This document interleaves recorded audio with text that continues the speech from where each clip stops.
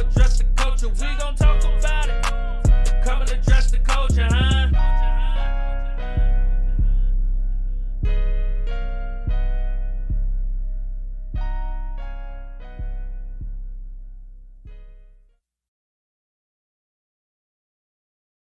Brick by brick, you get your boy Big Wall. And y'all already know the vibes when you see the big homie next to me, P.stock. Y'all know what we here to do. We here to address the culture, address right? The culture. B? All day long, boy. We in it deep.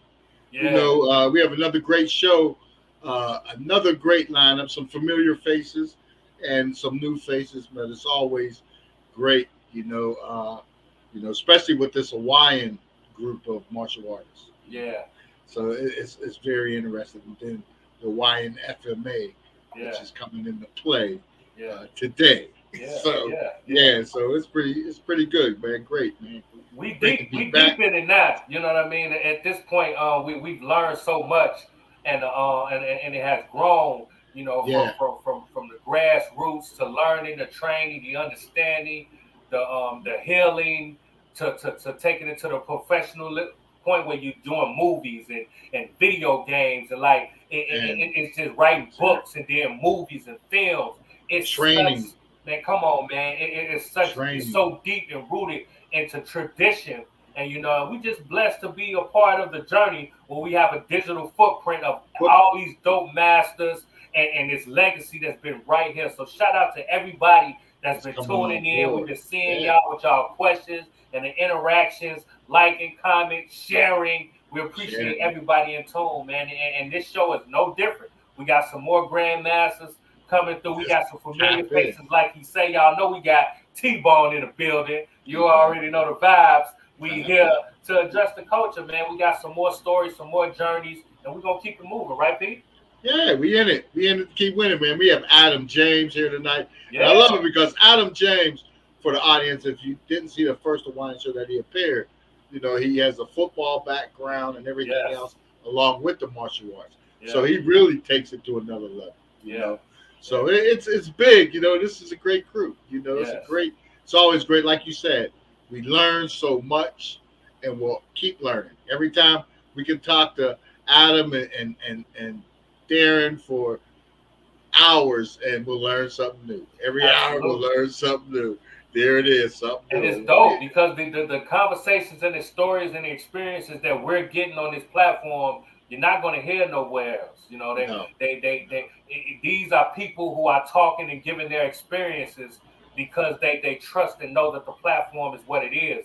And that's dope. You're not getting this information from anywhere else. You're not seeing these people come together and give their experiences. So we just gonna keep doing it. You know, we're gonna keep pushing the envelope and we're gonna address the culture. You know what I mean? All day long. Yeah. You know, that's what it's about. You know, the FMA and the martial arts and the healing and everything combined, all leading up to the Legacy 9 event. Yeah. You know, Legacy in 9. Vegas. In Vegas. You know, they say what happens in Vegas stays in Vegas. Stays in Vegas, yeah. You know, shout out to Grandmaster Darren Tibon. Yeah. You know, we shout out to Holiday 19. Absolutely. You know, everything is big. You know, it's all coming together, you know, and the legacy events, you know, been going back. You know, Grandmaster Tibon has been doing these things for a minute now. He's probably about 20 in. But we're going to call this one Legacy 9. You know, so that is good stuff. Good stuff. You know, it's going to be at Circus in Vegas this year, September the 3rd. Yeah. Well, if you're in the area, you definitely want to get there. If you're not in the area, you want to make it a point to take a trip. So you got to get your tickets. So it is exclusive as well. Yeah. So you got to get your tickets and you got to show up. Man, we got our tickets. You better get yours.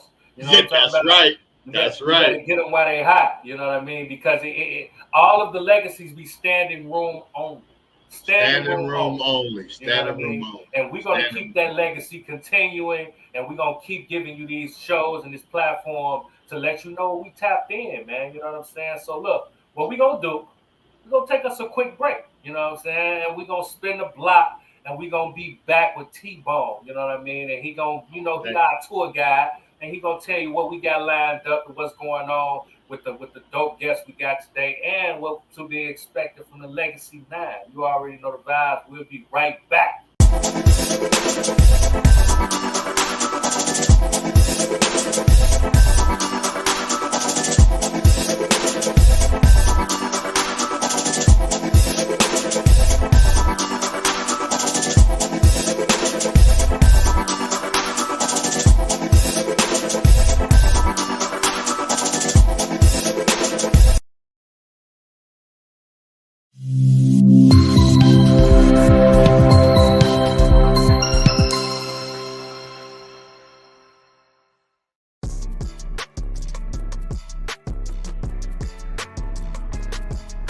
What's going on, y'all? Y'all tuned in to Young Leaders Taking Over.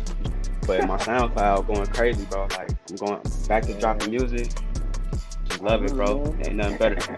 Dang, time is flying. So yeah, it's definitely flying, man. It's flying. So tell me this: 6 years ago, where did you envision yourself? Let's say 5 years into the future. 6 years ago, like where was you at in life? 6 years ago, it was summer 2K16, and summer 2016 was one of the best summers ever in my lifetime, hands down. Why do people believe in demons and ghosts and spirits, but they don't believe in God? Like, dude, I've met a whole bunch of people who believe in Ouija boards and all that type of stuff, witchcraft, but they won't believe in God. Man, it was good kicking it with y'all. Y'all trying to follow me on social. Y'all can find me on Instagram. I'm just Jordan. Y'all can find me on SoundCloud. I'm just Jordan. Apple Music, Spotify. I'm just Jordan, man. All my socials are Corey Barnes. COR3Y and Barnes. So yeah, it's going to be linked here. But yeah, hope y'all appreciate the first episode.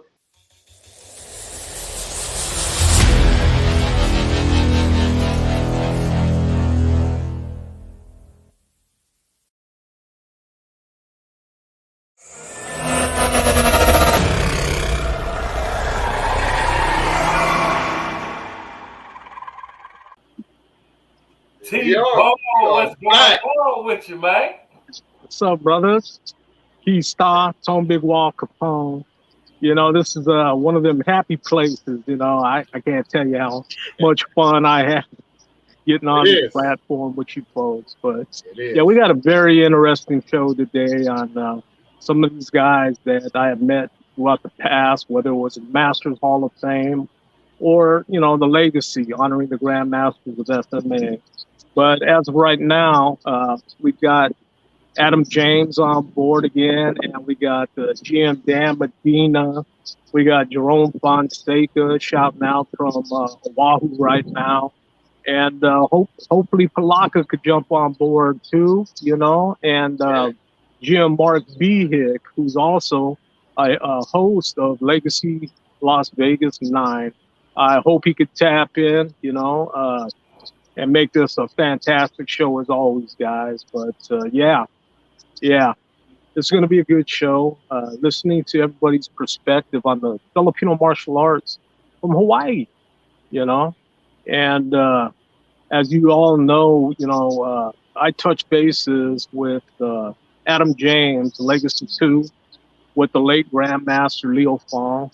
I touched bases with Jerome Fonseca on Oahu Legacy 7. He was one of the headliners also. And of course, Dan Medna, last time I seen him was at the Masters Hall of Fame 2019. And then coronavirus hit, okay? So it was a different world before coronavirus as far as martial arts. I know a lot of us have been affected in how we used to do things. But, you know, experienced the whole coronavirus. We almost lost 2 years, but we pulled it together 2021 for Legacy San Carlos 8. And another huge shout out to you guys for opening your platform. P.stock, Tone Big Wall, Capone, and Audi 19 for this opportunity. But yeah, thank you guys. And I can't wait to talk to Adam, Dan Medna, Jerome Fonseca, and hopefully Jim Mark B here can tap in today too, and Palaka Namahoy. Okay, so let's have a blast, man. This is what we do, right? We address the culture. Absolutely. All day long. All day long. You know. No, go ahead, Pete. No, I was just going to say this is great too. we fill in some more of the blanks and spaces in the Hawaiian FMA traditions, and as it comes stateside. So, that's great. So yeah, I'm looking forward to hearing more. Oh yeah, absolutely. Oh yeah. What about these specific gentlemen you brought, masters and with their level of expertise? What about these guys made you want to highlight and give them their flowers, so to speak? Oh yeah, you have GM Dan Medina. He trained under the late Braulio Pitoy, the Robio system, and I'd like to share what lineages Adam James came from, because he trained FMA there too, while studying other arts. And of course, Jerome Fonseca. I'd like to hear who he's connecting with. And recently I seen him training with a GM of Hawaii. And I'd love to hear him talk about that gentleman too, But yeah, pulling it all together and everybody having a chance to talk about their great lineages from the island itself. It's a beautiful opportunity for people to be educated on what lineages these guys all came from, And for me, it's beautiful because of legacy. And that's what I'm all about, legacy. So, to open up this platform for everybody to have an opportunity to talk about their teachers, their grandmasters. A lot of people in the world off the island, they might not know this information. So, digital documentation with this platform on iHipHopTV, oh man, it's beautiful. It's beautiful to do what we're doing, And, a good friend of mine just passed away, And that's the late Grandmaster Rene Latosa, who also trained under my late SGM Angel Cabales, And I had the opportunity to host him on Stockton Legacy 1, Legacy 5, and Legacy 6. So, I've made so many great friends through Legacy, but at the same time, Legacy has been around for so long now. A lot of gentlemen have passed away from cancer, and it's sad. It's really sad. So to capture, these late GMs, on Legacy, there's documentation of these gentlemen talking about their history, talking about their teachers, demonstrating their arts. A lot of these guys have been teaching for so many years and have combined different systems, and have created their own systems. So, after 50 years of teaching, and experiencing all the different experiences and different systems from Stockton and combining them, the late Grandmaster Rene Latosa is one of those gentlemen. And he was also an early pioneer in going into Europe, teaching many students all throughout Europe, all throughout the world. So, I'm going to miss him. Salute to him. May he rest in peace. Condolences to his family. He had a really large family and grandchildren. And I'm going to miss him. I'm really going to miss him a lot. But, hey, bro, life's short. And we've lost a lot of people since Legacy 1, But, I could pop in these CDs, DVDs, and I could watch them, and it's like they're alive still. And that's what the legacy. That's what the legacy has turned into. Remembrance of these guys. Strong. Proud, and introducing their arts. And that's what this really became. The legacy. So many different guys I know now that have passed away. So many different ones. And one of the gentlemen that passed away was late GM Gary Largo. And I believe GM Dan Medina had the opportunity to know him and train amongst that organization from the Mankato of Oahu, Mankato Church. That's where the late Pete Doy, used to hold classes. So there's a rich history here. And I can't wait to hear what Brother Dan Medina has to say about his experiences, as well as Adam James, who he connected with in the FMA, and Jerome Fonseca. Okay? So thank you guys for coming on board. Thank you for this opportunity again. And let's address the culture. Okay? Hey, look. What else can we say after that? You know what I mean? Yeah. We're going to address the culture, and that's what we're going to do. We're going to keep the legacy going. So what we're going to do, we're going to spin the block, pay some bills a little bit more. We're going to take us a break. On, brothers. And we're going to be back. Man. You know what I mean? We're going to be back with the great, the masters, Adam James, Dan, and Jerome, where they're going to address the culture, tell us their stories and their lineage, and we're going to keep it moving. We'll be right back, right here, with myself, Pstock, and T-Bone. We're going to address the culture.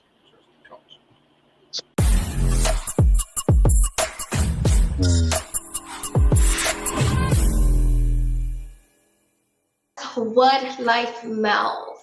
Hey, how y'all doing, everybody? Big bald head in the building. I'm a young street nigga. I'm an educated black man. I'm a brother. I'm a big homie. I'm a son. I'm a father. I'm a rapper. I'm a rapper dead ass last. You know what I'm saying? Rapping, man, this shit wasn't real. This shit came from track buses and football buses, freestyling with the guys, making people laugh, and niggas like, damn, boy, you really might got something. Hey, this Wood Life Mouth, the motherfucking bald head hoe on Crip, West Texas, live in the motherfucking building. If you ain't tapped in with my homegirl, London Paris, on Address the Culture, you need to motherfucking tune in, bitch. And I said what I said.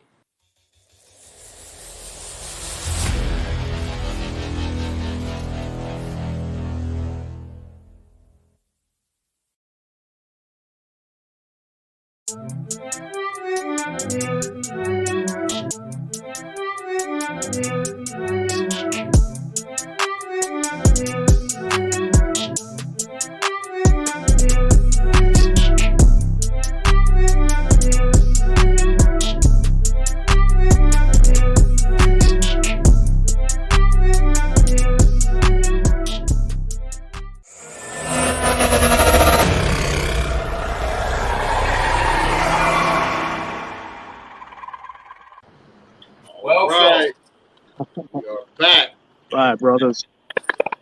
Welcome, you guys, to the show. Thank you for having us. No problem.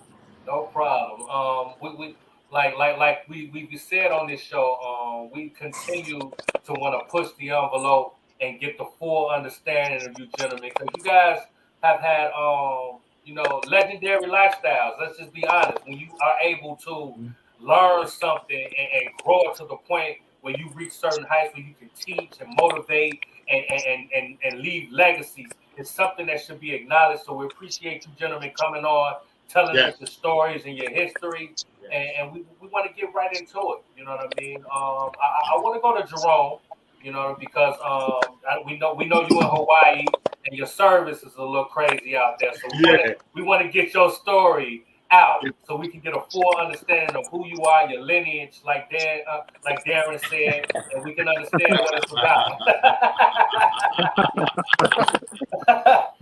Yes, sir. So for those who might not know, could you tell us a little bit about your history, how you got into the martial arts world, and just where you at this point in your career? Is that my cue? That's your cue, Jerome. That's your cue. Yeah, well, I didn't start getting really heavy into FMA till about 1999, year 2000. Okay. And then at the same time, my instructor with Kaji Campbell was Senior Grandmaster Al De La Cruz. And Al De La Cruz always told me that he did a lot of training with the sticks with Adriana Emperado and Snooky Sanchez.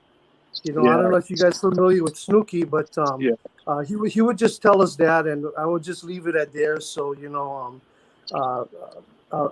that time, also the late Grandmaster Richard Bastillo would fly to Honolulu, Hawaii twice a year. And I got hooked up with Bastillo, and he's a Dulce Pares type guy, and at the same time I'm learning his material. So it was during that time when I was working on my black belts on Kaji Campbell, and when I really started to fall in love with the Kali system with the FMA. I just think the Filipinos figured it all out, man. I trained all types of arts, and the FMA got everything in it. It just covers everything, and I love it. I enjoy it. It's good to play with the weapons, man. It's just good to. It's fun. It's fun, and everybody loves it. And the Filipinos are really smart that you got to learn the weapons first before open hand. They say you gotta be able to swing the stick and the blade first. Yeah. And Darren, as time went on, then I met our man Mark Bigg. And I can say this for Senior Grandmaster Mark Bigg. He made me fall in love with all the tournament play. Up to that point, before I met Mark, I wasn't really doing the tournaments, and he says, no, we got to do this padded stick stuff and this padded knife stuff, and let's just train for it, So I got my students all hooked on it. Mark got us all hooked on it, and then we started getting serious with the carenzas and the sayas, and then that GSBA that world tournament came to Waikiki, Honolulu. I think it was back in 2016, and a bunch of us entered it because Mark motivated us to get into it, And the Honolulu guys did fine. We won some medals that day, Also, though, the guy, my instructor, who is kind of current right now, that is on island, and I'll do a lot of training with his courses and try to get some private sessions with him whenever I can, because his health has been kind of going in and out. Is of course Burton Richardson, and Burton, I've learned a lot through him, and his lineage is with Dan Santo and Illustrissimo, Tatang Antonio, and so you can see, Darren and gang, that I picked up a lot of material from a lot of people, and I've been very fortunate on that, and so lucky that it's a lot of big name people, and they ended up in Hawaii, and because I'm born and raised here, and I never did leave this place, guys. I spent I'm 28 years retired military, and I've seen a lot of places all over the world, and ain't nothing like Hawaii, man. But you're gonna pay for it. Living over there. Yeah, you're gonna pay. Yeah. You're gonna pay handsomely for it, huh? I heard Hawaii was one of the most expensive places. It's an island. It's an island, so they got to get a lot of stuff transported in. Yeah. So that's where they're killing people with the I got guys calling into work already that they can't come to work. I tell them why, and they say, I can't afford any gas today, man. I can't put any gas in my car. Yeah, how's the gas up there? I know my daughter's complaining. She lives there, but I can only imagine. I'm gonna buy a horse. I'm gonna start riding a horse to work, man. Yeah, bicycles, electric scooters, and stuff like that are going to be smart. But Jerome, you mentioned training with the late Bastillo. He was a great man. I had the opportunity to induct him in the 2009 Masters Hall of Fame, and we had a blast. We had a really great time. But I also inducted the late Grandmaster Nari Babao. At that time too, and I also inducted Carlito Lanada, from Puntao, and everybody that I brought in at that time. It was a beautiful moment, to bring them all together. But the there's one thing that the late Richard Bustillo told me. He goes, Darren, what, GM? How the hell did you get on the Masters Hall of Fame, FMA? How did you do that? I said, hey, brother, I just communicate with folks, you know. But, you know, how did it happen, man? Well, I happen to be running, you know, Disney Martial Art Festival at the time. And then I went into the Long Beach Internationals, you know.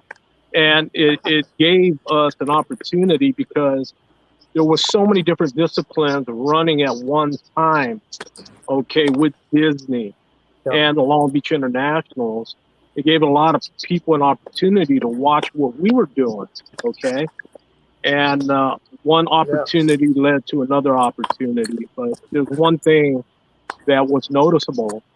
Though there might have been Kaji Kempo arts, you know, Kung Fu arts, BJJ, so many different arts, all part of Disney at that time.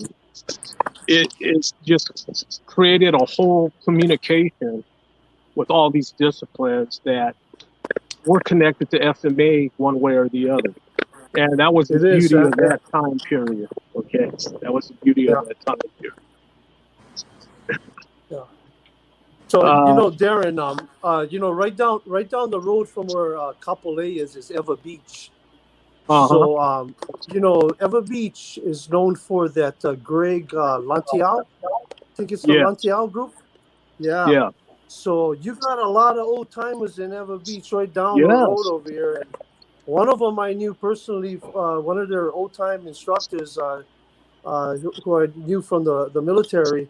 I invited him over to the house, and he came over and he watched us train, and he just says, you know, I don't know who your instructor was, but there's a lot of stuff similar that you're doing. And I said, yeah, man, because we're all connected.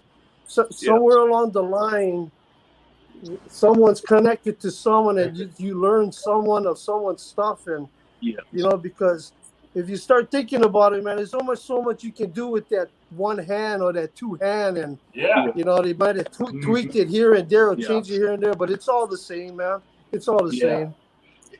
And I picked that up too, because some of the names you mentioned have been mentioned prior. I'm sure with like Adam and talking about the Allen back in the day, some of the same instructors, just different time periods.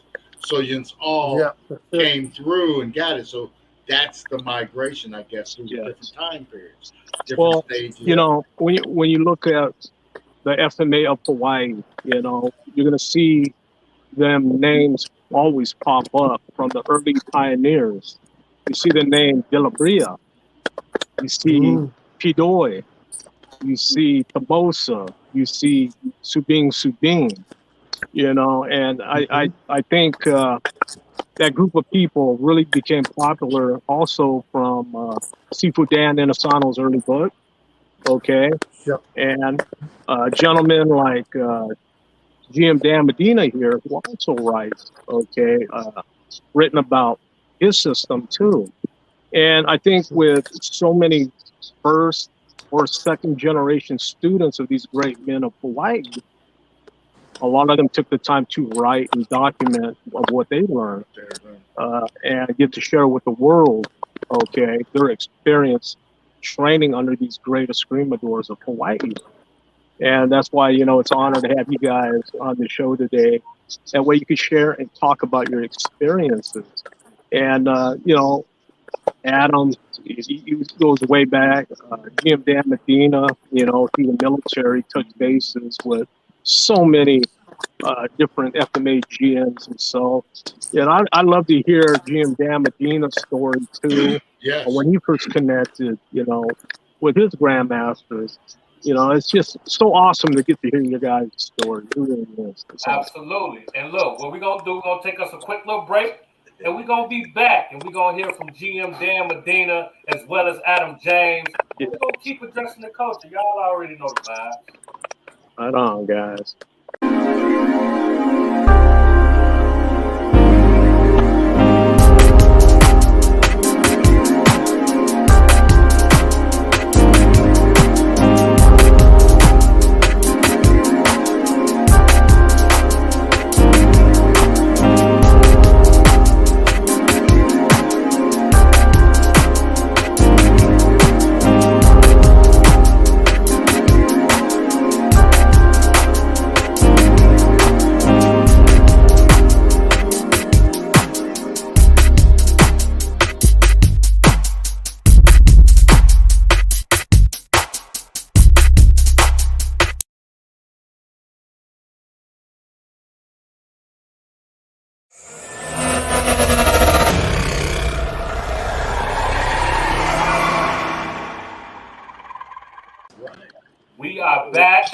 We are back. We are back. We are here to address the culture.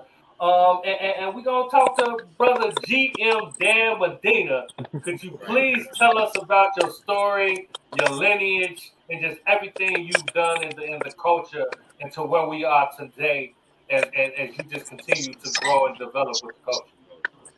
Well, my FMA background is actually really, really varied. I started my FMA training in the Philippines, and that was back in like early 1970s, around more like 77, 78 time period, and that was our NE 63 generals, and after living in the Philippines for a couple of years, I moved to California, and I got lucky enough to get stationed on the same ship with Grandmaster Nari Davao, and I spent 4 years as his private student, and so basically one-on-one for 4 years, just training, and of course, I also participated in some of the first full contact stick fighting competitions held back in the 80s. And when I was getting ready to transfer to Hawaii, I was told to actually go train with Snooki Sanchez, and to make sure that when I got there, that I went and paid my respects to Great Grandmaster Rogelio Padoy, who had been retired at the time. And so when I went down there and I paid my respects, and he saw how much I really wanted to learn, he goes, "If you want to learn, I'll teach you." And so right then and there, I became his student, and I didn't get to train with Snooki Sanchez, but me and Snooki Sanchez did become friends, and I did see their training progression and things like that. And one of the things that I did was always keep it humble, right? Because if you keep it humble, people will share with you. When you get boastful, they don't want to share, And so, I just kept it humble, and, trained with Grandmaster Padoy, and trained with a lot of other people, while I was there. And so Hawaii is a mecca of martial arts, whether it's judo, kaji kembo, Kyokushin Kai, the Okinawa Kabuto Karate Federation. I mean, every martial art that left the Orient landed in Hawaii first. Yeah. And so, I was eating sushi with, Bobby Lowe and Kenneth Funakoshi, and what do you call it? Some of the greats of the Kaji Kembo people, like Al De La Cruz, and me and Al became friends, and so the journey just continued. And like was said before by Mr. Fonseca, Shannon Osanta would come to visit Hawaii, and Richard Bustillo would come to visit Hawaii, and every time that they would come to visit us, and of course, the Robio at that time was more of a secret art where, it wasn't shared as much, because Master Padoy wanted to keep the counter locks that we have in our system, at that time, not to be made public, and, as time went on, and he realized that, he was getting really, really old, and, he's already in his 90s and stuff. He was basically going, okay, it's time to give you as much as he can take, because he knows he wasn't going to be there for very much longer. And so, so I got to meet a lot of people while there. Raymond Tabosa, Joey and Mike Del Mar, Frank Manuelas. I went and visited Lolo Villabrail while he was still alive. Yeah. And, he actually, told me the story of when he fought in that match in the Philippines, where he got that certificate from Governor General Murphy, and getting it from him, and he really told me the truth, and it was like, he said, if it had been with blades, it would have been the other way around. He would not have survived, and the other guy would have been the winner. But because they had used sticks, he was able to withstand the blows that he took. But the other guy was not able to withstand the blows that he made, and that's why he was able to survive, and the other guy died, and so I got to meet, like I said, the Largo brothers, Leslie and Gary, Snoopy Sanchez, and all these great martial arts people. And at the time when I was there, they had what was called the Hawaii Karate Congress, and it was made up of all the masters of all the different martial arts there in Hawaii. And getting on that board of the Hawaii Karate Congress was not an easy thing, because a lot of people went and tried to get on that board, and they would get questions, and and they would want to know your lineage, and show me your certificates, and show me this and show me that, and I was brought in, and I was made a member of the Hawaii Karate Congress, and we participated in tournaments, and I love open tournaments because you can go there and show your martial art. A lot of people didn't know our forms, because Filipino martial arts does have forms. It's just not a lot of people teach them, and so I got to compete, and I love competing, and bringing those trophies home. I've taken a lot of the stuff that I've learned from all these grandmasters, and and put it into a working format that works with what I do at the rodeo. And so a lot of times people will see me and they'll go, "Well, that's not the rodeo." Yeah, but it's my rodeo. I can make it work. And so and it's all about if you can do it, you can, and if you can't, you can't, right? And so it's all about growing, right? And you want to grow. You want to be able to take everything you've learned and make it into what you are, right? So you are the art, And so a lot of people don't know that. They're stuck in that little box, right? Yeah. And they can't get out of the box.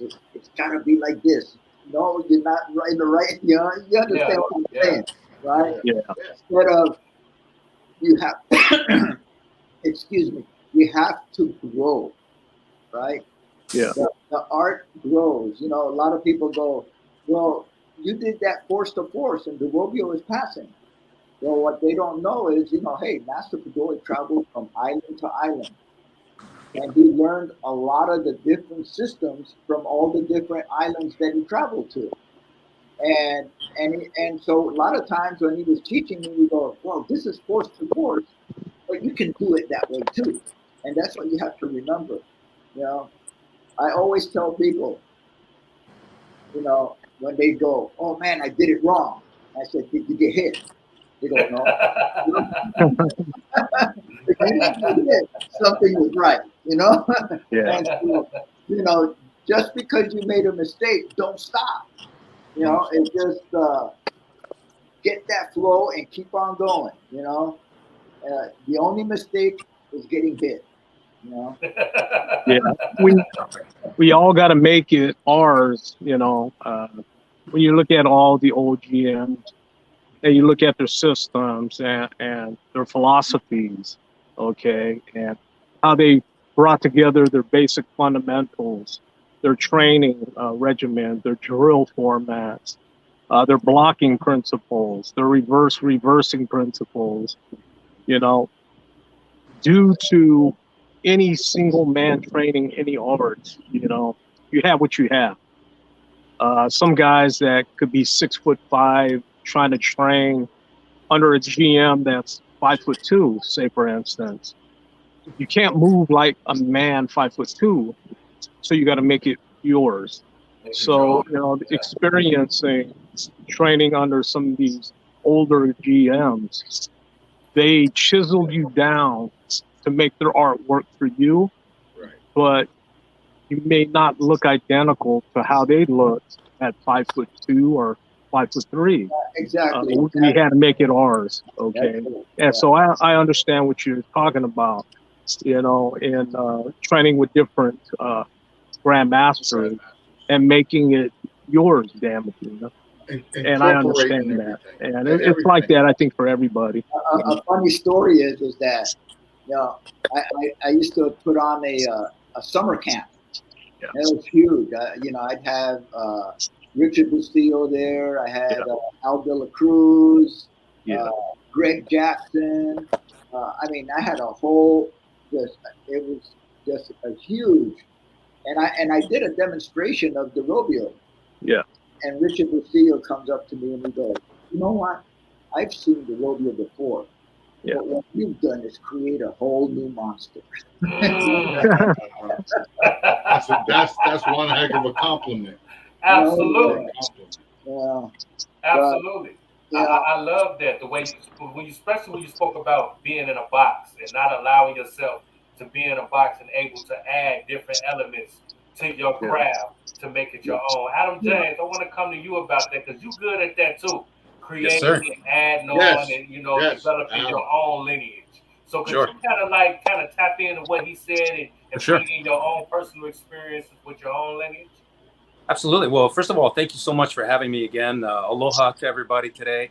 It's an honor to be on the show again, and of course to be on the panel with Dan and Jerome. It's an honor to be associated with you guys.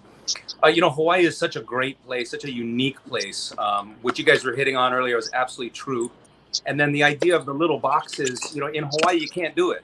Everybody's too close. We're all too working together all the time. I mean, the thought that came into my mind when I was hearing about how we all kind of do stuff together in Hawaii, it made me think of the plate lunch.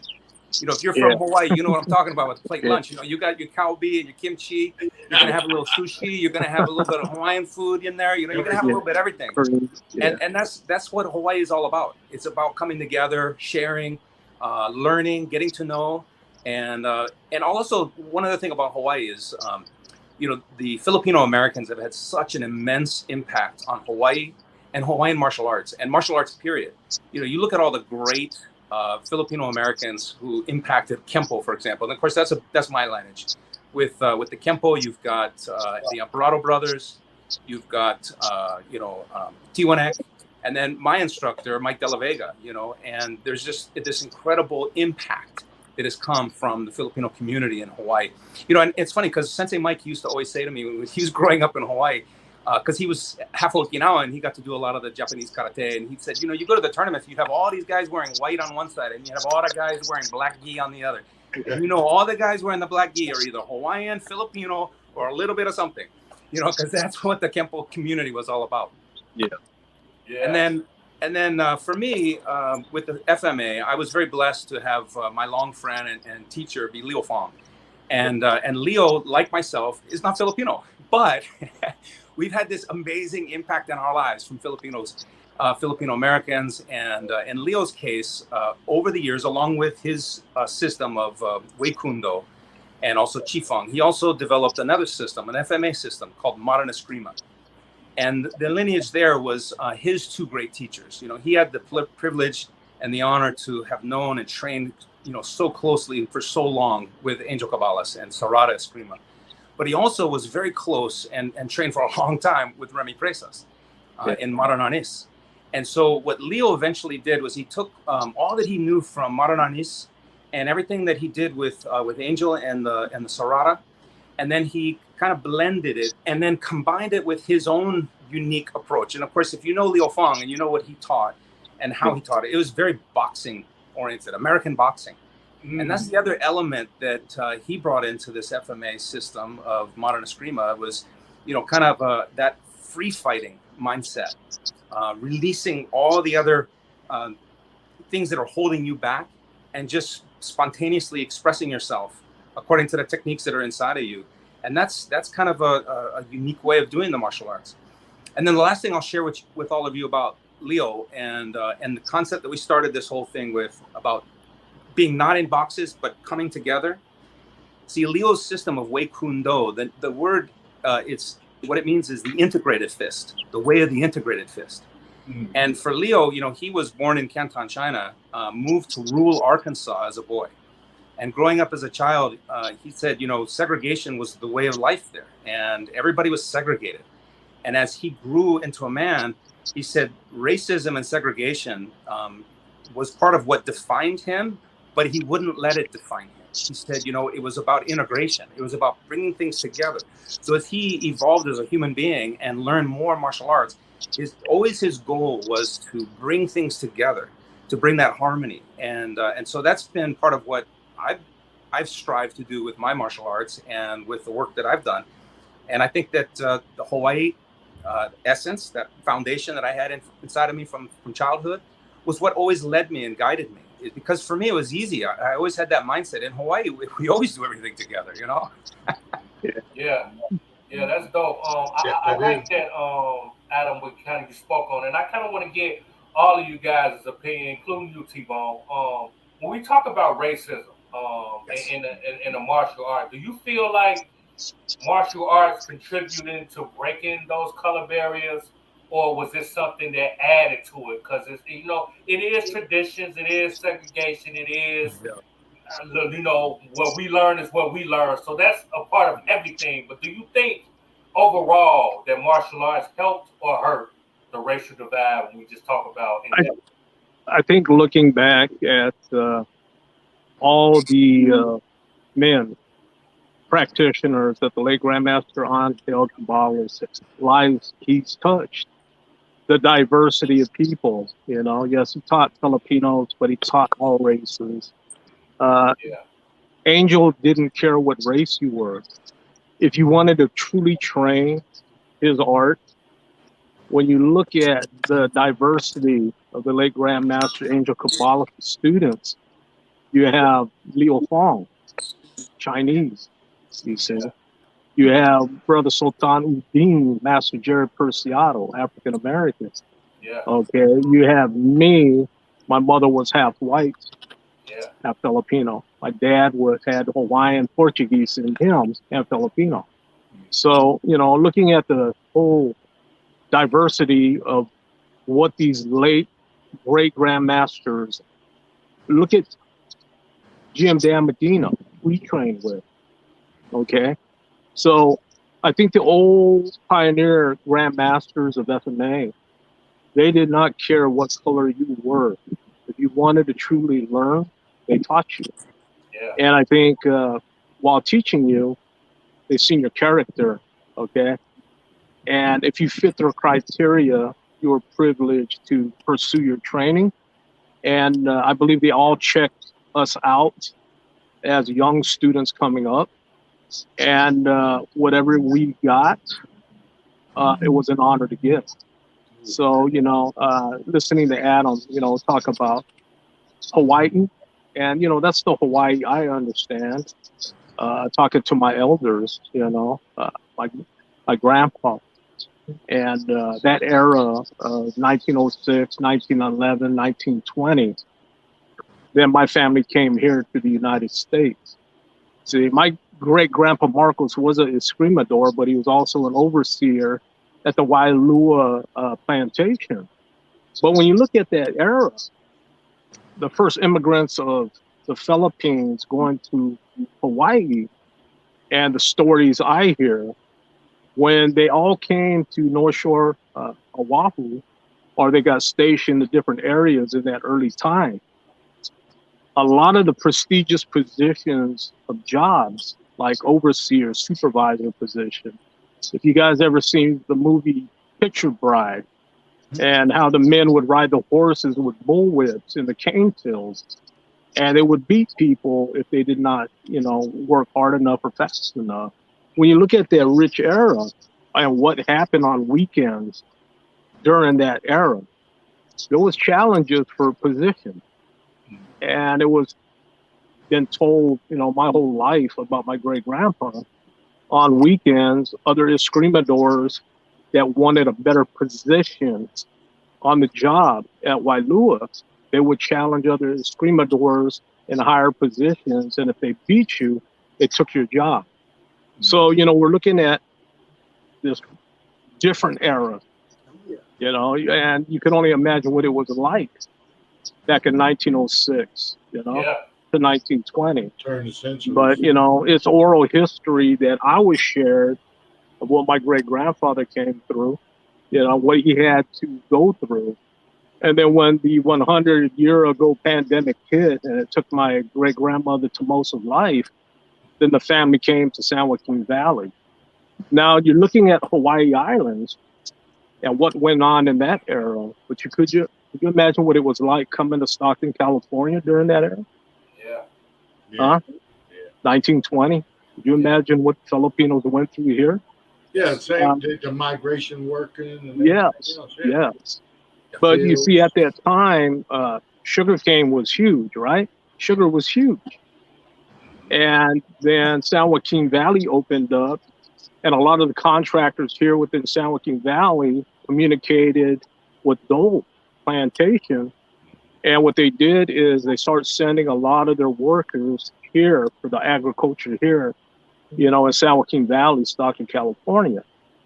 But I strongly feel they all immigrated from the Philippines to Hawaii at this time for a better life. They wanted a better life. They left Hawaii at that time, especially after the pandemic hit, for a better life here. But was it really better life? Right. You know, it was a rough life. It was a rough life. It wasn't easy, bro. And you know, Big Wall, that's a really great question because, you know, martial artists are humans. And there's been a lot of racism in martial arts because there's racism in humans. But I truly believe we're getting better. And I'll also say that I truly believe the great martial artists, the great instructors, they were above that. They saw all human beings as that, not by the color of their skin or the, you know, their origin of ethnic background. No, it's you're a human being. And like Dan was saying, either you can do it or you can't, you know, so let's get you on the dojo mat and let's, you know, check you out. And I think that's what has brought people together is, you know, getting out there on the mat and showing what you can do. And when people show courage and they show wisdom and kindness, they get better. Even the men that came here to San Joaquin Valley, you know, a lot of the agriculture was, it was seasonal. So what a lot of Filipinos did during that time, they ended up going to Alaska, and working the crab, the salmon industry. But, you know, a story that made the late Grandmaster Angel Kabbalah so famous is a group of the European men were trying to kill a bunch of Filipinos. Now, this happened around Christmas time, and a big mob of men came to the same camp the late Grandmaster Angel Kabbalah was working with, all the men in the bunkhouse. They came with knives. They came with, he said, they pick up all the driftwood. They pick up the driftwood on the ocean, on the beach, and they came to the camp and they wanted to kill all the Filipinos. So he goes, I look up and there's a small Christmas tree. So I took my knife and I cut all the branches off my Christmas tree. He goes, what was good, Deron, is it was sticky from the sap, and I had good grip.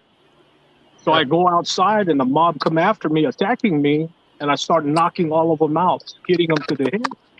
And he demonstrates to us what techniques he was using to do this. Wow. But evidently, he took out so many men, and it ended up hitting the Stockton record, okay?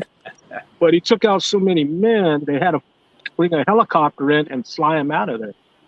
Wow. But I believe that was the mid-'70s when that happened. So I think, yeah, racism, you know, it's followed the Filipinos, the Filipino martial artists, wherever they've been, they've ran into some prejudice out there that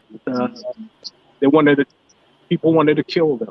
And it happened throughout San Joaquin Valley too. Whole camps were burned down with Filipinos in the camps. I believe that was in Livingston, California. And my dad used to tell me that story.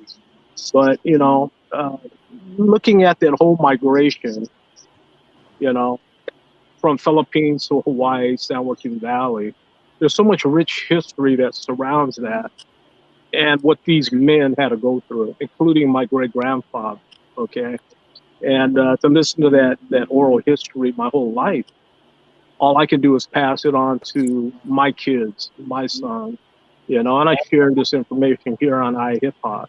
It wasn't easy for a lot of the Filipino martial artists who left Hawaii to come to here. You know, it was bad.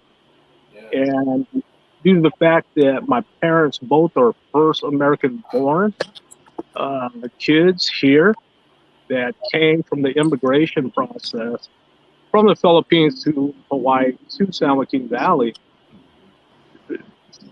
they talk about that. They talk about the sheriff coming to my grandpa's camp. And my mom and my aunties were very young kids at the time. But because a lot of the Filipinos would dress so sharp, they'd love to buy cars too, nice cars. And they go to Stockton and they talk to women, but it was illegal for them to marry white women at that time. And a lot of times the sheriff would go out to my grandpa's camp and they had the kind of windows you couldn't see through in the car, but they would pick out a lineup of the Filipino immigrant workers working for my grandpa at the time. They'd take them away, but they later were found floating in either irrigation ditches or the various rivers. They were stuffed in gunny sacks and thrown off of bridges alive. And their bodies would float up on top of the delta and they'd be found. Yeah. So, you know, that whole experience. We got stories like that in our stories like that. Well.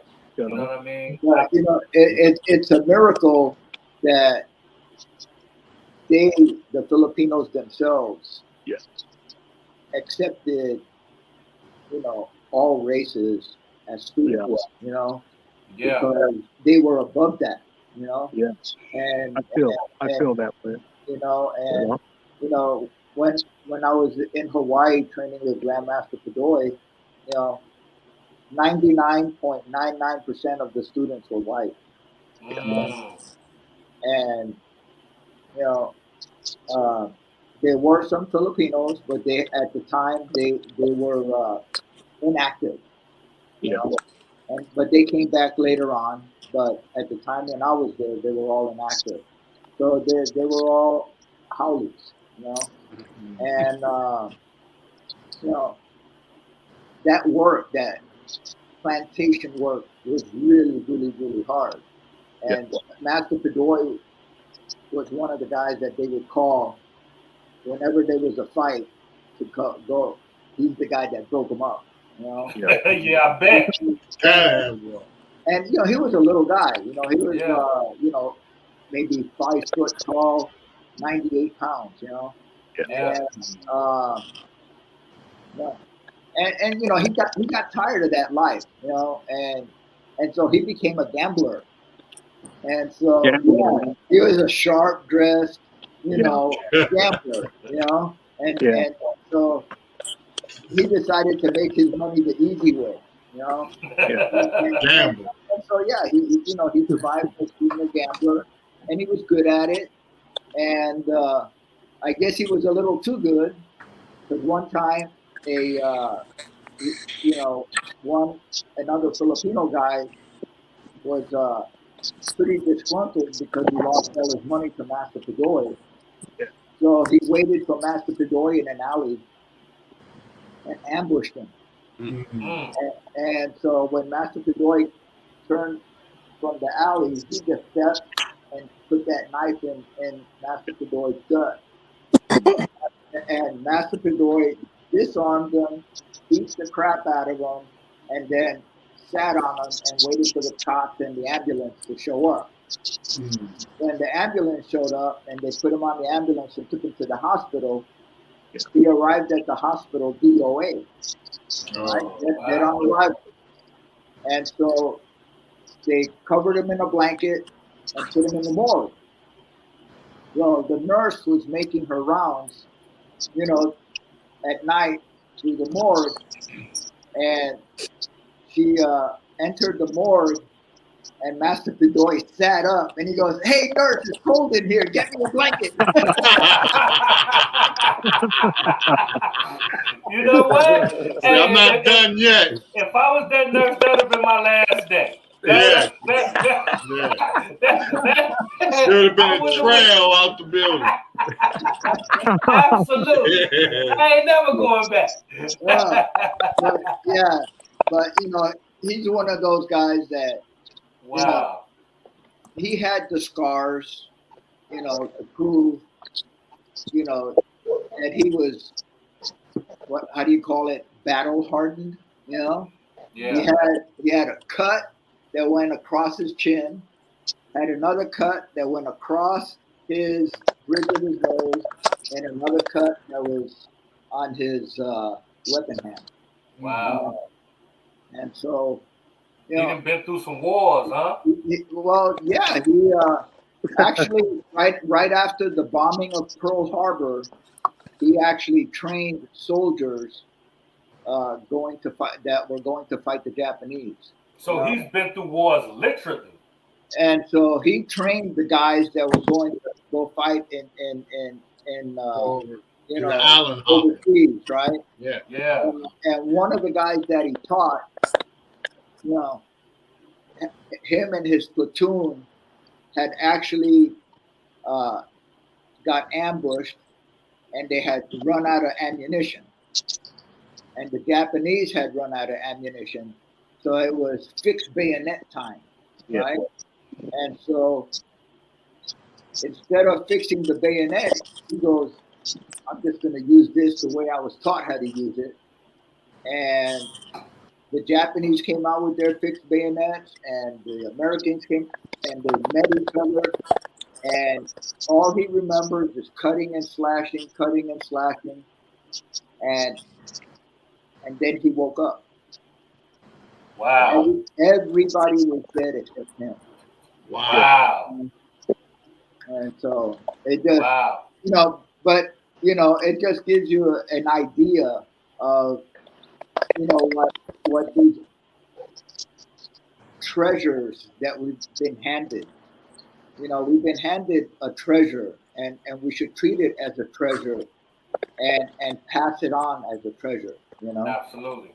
Another thing about Hawaii and martial arts is I'm really glad that came up, because when we look back at the history of martial arts in Hawaii, we have to acknowledge the impact that the wars had on Hawaiian martial arts. Yes. First, the World War II, but then also with Vietnam and the Korean conflict.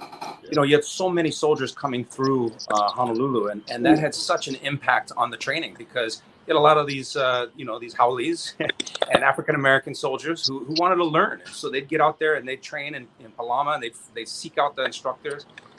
Not to mention how many Hawaiian martial artists who went and served during World War II, during Vietnam, during the Korean War. They all came back, and they came back changed. They came back with different knowledge, different ways of thinking and doing.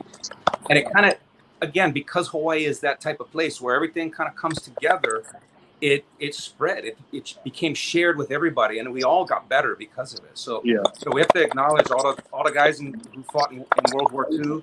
I was talking to the Largo brothers, and they were tunnel rats. They were the guys that went into those tunnels with a knife, you know, and cousins and go in there and clear out those tunnels. You were little. If you were short, little, you went in the tunnels. I had cousins that was in tunnel rats. So yeah, you could be up there hand to hand combat fighting somebody in that tunnel, Viet Cong or whatever, fighting somebody in that tunnel. Yeah. But you have touched on it, Adam, just now when you talked about with the impact of the wars and when they came back different. Yes. You know, and they also picked up other styles. And some of those wars, such as Vietnam, you know, you had the Cambodian and the Laotian revolutions going on at that time, leading up to Vietnam. So you had an influx of those people coming in to that, as well as in Malaysia, where you had, after the Second World War, people coming over, where Salat was coming over more and getting more and more bigger. So, exactly. And it all came through Hawaii. Excuse me, I got something in my studio messing with me. If I may. I want to fight. He's trying to address the culture too, Pete. Yeah, he's trying to fight. Yeah. If I may, I'll share a quick story with you guys. I think you'll find this interesting. My wife is Japanese American, and any of her family members were 442 or internment camp, and dealt with all of that. But I met a gentleman who was in the 442nd, and he told me a really interesting story. He said when they went through basic training, there was a guy in the group who was a judo champion, judo black belt. He was a Golden Gloves boxer, and he said the guy was the boo. You know, during basic training, he dominated. He beat everybody up. But when they got over to Europe and they were fighting the Nazis, he said all the guys were like, "Where'd that guy go?" Oh, he was in the back helping with the medics. Wow. And sometimes what works in a dojo and on a mat is not the same as what's going to work out in the field. Right. Yes. And so that's part of the change that sometimes happens when a guy comes back from those experiences. There's just a new way of looking at how we're doing it.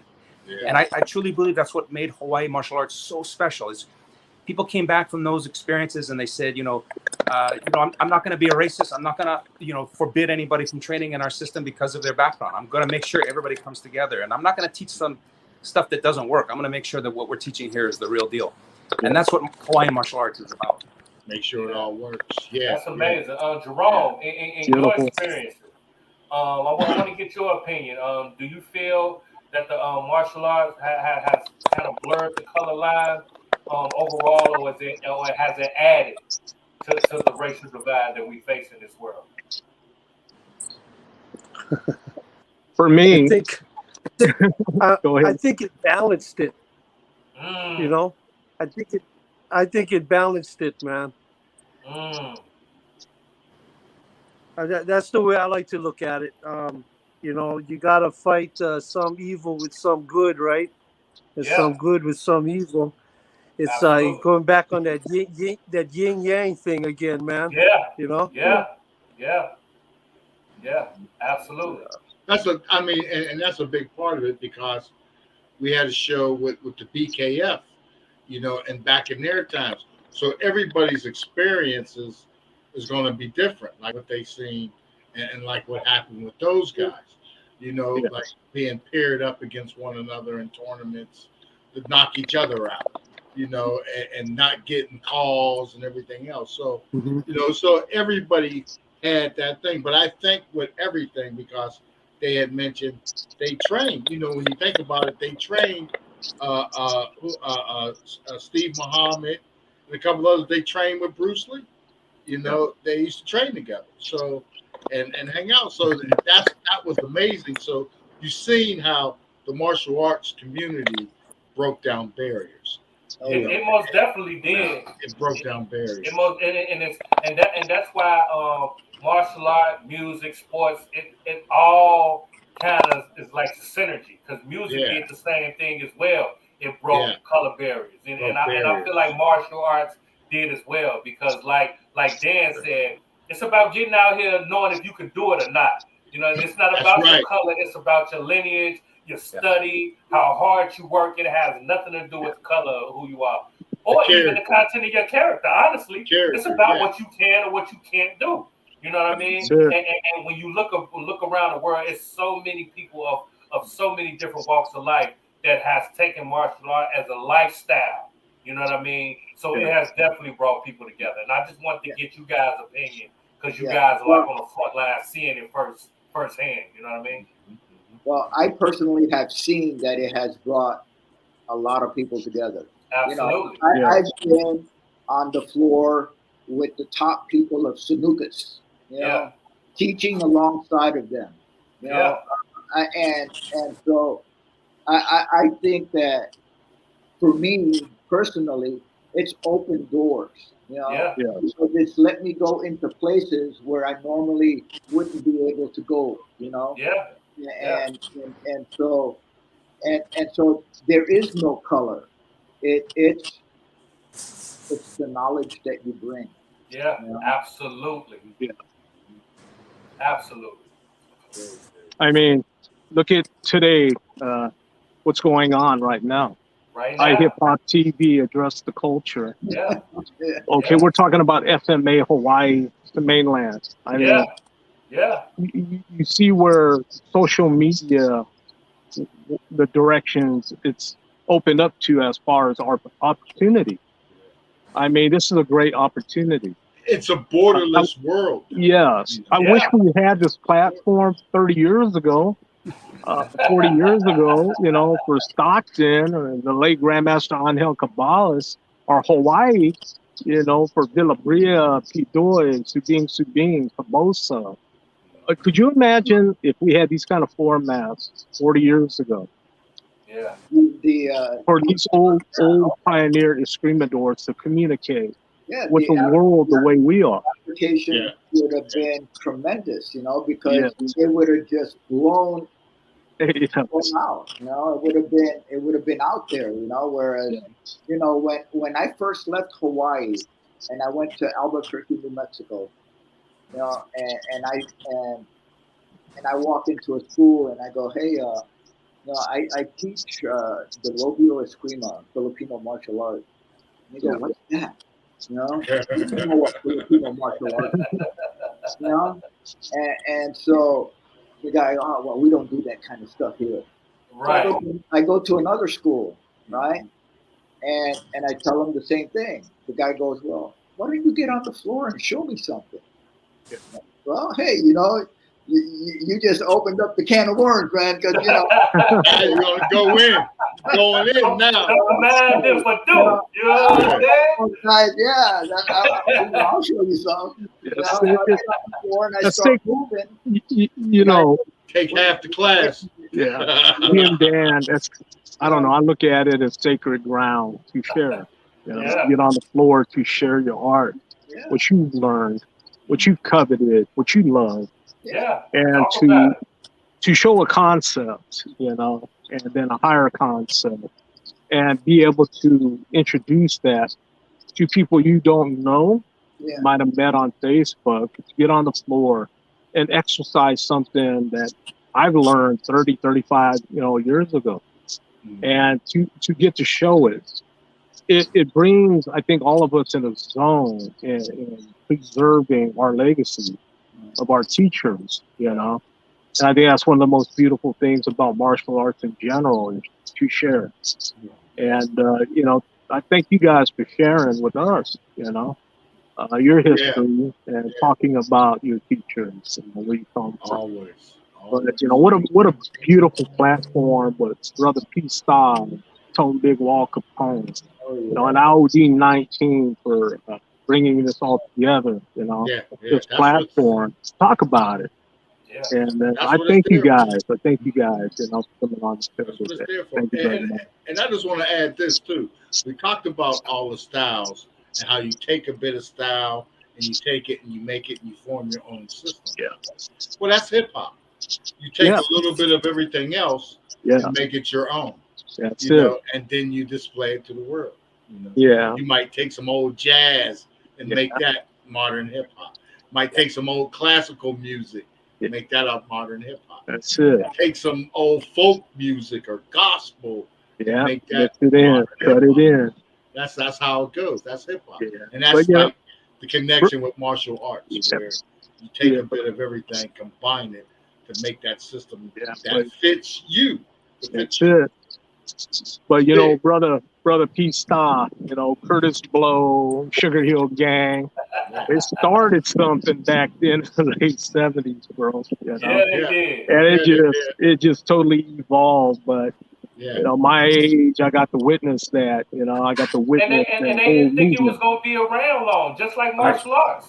They thought it was going to be a fad. We've been around so long, and we've heard some legends, grandmasters come on this platform, and they said in the beginning, people laughed at it, thought it wasn't going to work, thought it was something. I can beat you up. You can't do nothing until they get their face punched in. You know what I'm talking about? So it's like they didn't think it was going to be around, and that's the same thing with hip hop. That's the same thing, and that's why it's such a marriage. It goes hand in hand because it does so much. It breaks color barriers. It helps you, it grows you, and it brings people together. It brings people together, and at the end of the day, that's what it's all about, right? That's what it's all about, brother. You know, culture, addressing the culture. Addressing the culture. And you know, going back to New Mexico, the funny thing was that instructor, he goes, stop. And I go, why? I got to make a phone call. He called every school owner in town and told them that they had to come down and watch what I was doing. I bet they did. I bet they did. Not only did they come down, at the end of me showing them what Filipino martial arts was, they were fighting over whose school I was going to teach at. You know? And, so I go, okay, I'll teach at your school on Mondays, yours on Tuesdays, yours on Wednesdays. Spread it around. And you know, the newspapers actually wrote they did a TV interview when I got inducted into the International Karate and Kickboxing Hall of Fame. Yeah. And all these schools showed up for my induction. And they go, at that time, you know, these schools, none of them got along together. But they all came together for you. Prima brought them all together. Oh, wow. Wow. And, you know, because before you couldn't have them all in one room and be civil, you know. It would have been a brawl. And it actually brought all of them together. You know? Wow. That's that's what we're talking about right there, Dan. Yeah. You know, that's how I felt Legacy 4 Hawaii, you know. We got Legacy 9 Las Vegas coming up September 3rd, but going back, you know, 5 legacies ago, you know, Legacy Hawaii 4, it was very, very great experience, you know. And I remember everybody showing up at this event and everybody meeting and greeting. And I remember meeting late Grandmaster Gary, his brother, Leslie, and all the yellow shirts that came with them. But then again, I had GM Clarence Imperato guys show up too and come and support it and meet and greet. Okay, I had the late Mike Delmar, GM Mike Delmar show up too. And some of the Villa Bria lineage guys. I had Benjamin Mahmoud show up, representing the late Rudy Orlando and the Villa Bria lineage that came in. But there's one thing one of the Imperato guys told me, and he stood next to me, and we had all this FMA around on the island at Kahana Bay. Beautiful place. And he goes, Darren. I go, what? How'd you do this? Do what? How'd you bring all these guys together at this one time? Because most of the time, these guys are basically set up north, south, east, and west of the island, and it's very territorial. And they're usually never really together at any kind of big FMA function. And I said, I just communicated, man. You know, I just communicated with everybody. I got on conference lines and we talked. They wanted to know what I was about, what I was trying to do. And I guess I convinced a lot of these grandmasters preserving the legacy of the teachers and coming together all in one place to demonstrate your arts and honor the grandmasters. And they said, we will be there. But, you know, going back to Legacy 4, I'll tell you this. There was a society on the island that was boycotting my function. And, you know, being only 5 years ago, you know, you wouldn't think there is politics, but yeah, politics exists everywhere. Yeah. But, you know, I was proud of that event. Then we came back and did Legacy Hawaii 7. It was beautiful. But, you know, I think what I'm trying to say, FMA, there is divisions, and I believe there is political divisions. And I think it's one of the ugliest things anybody could really deal with, especially if you're trying to promote events.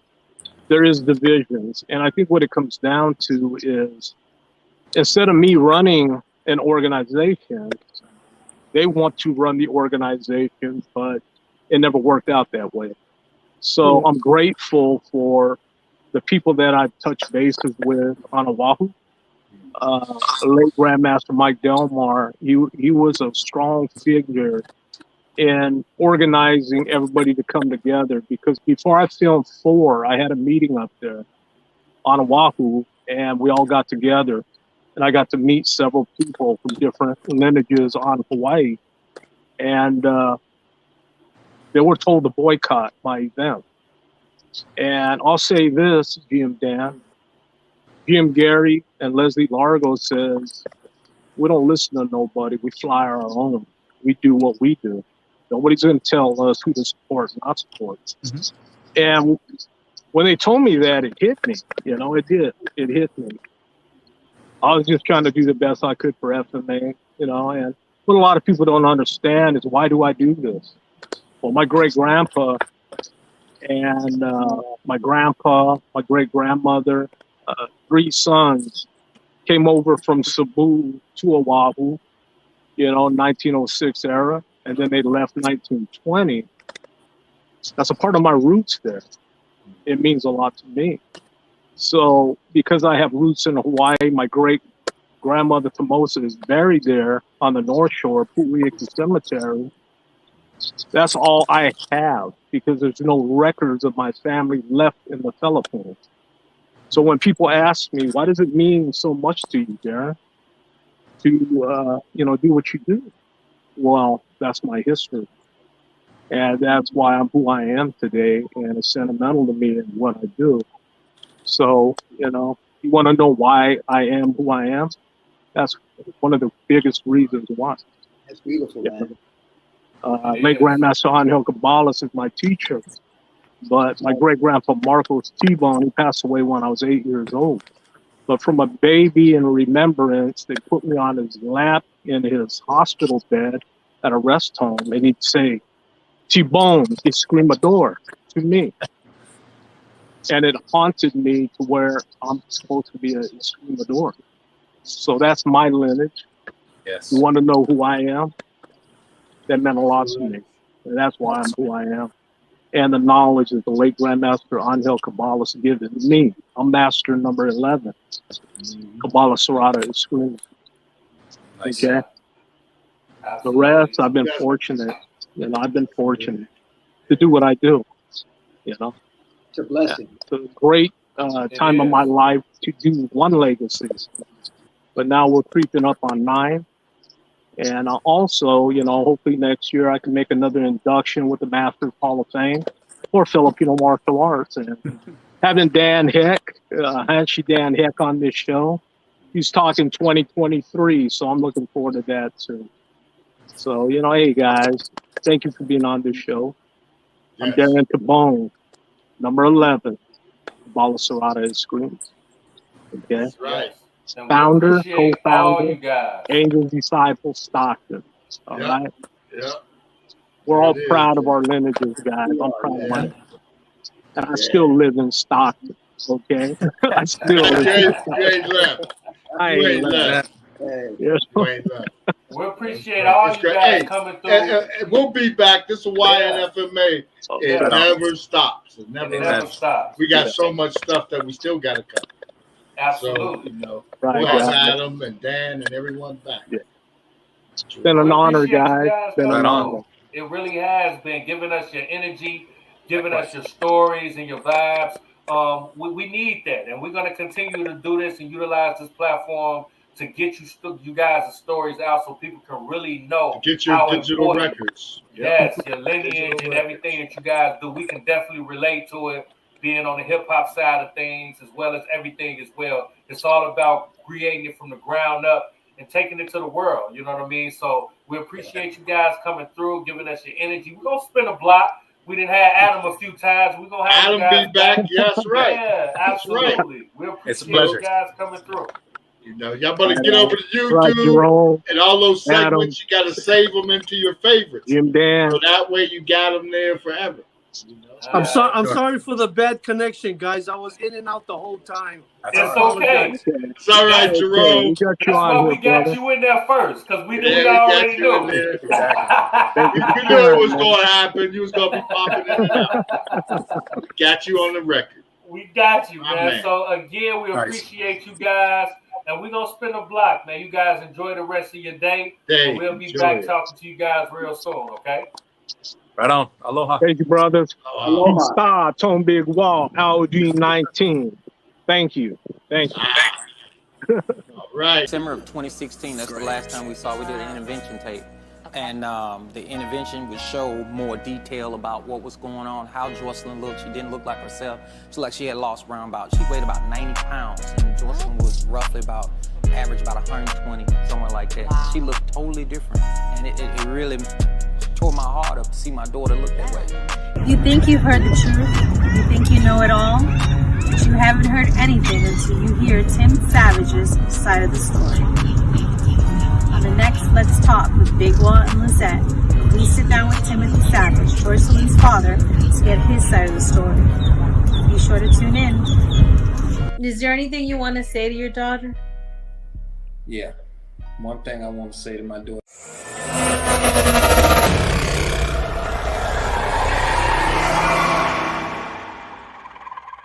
P. You already know, man. Now, that's what you call pressure. You know what I'm talking about? I like that. I like when we get the opportunity to talk to people who have been putting in work in the culture for so long and are willing to come through and give us their lineage and their history to try to move the culture forward. That's what we all about, man.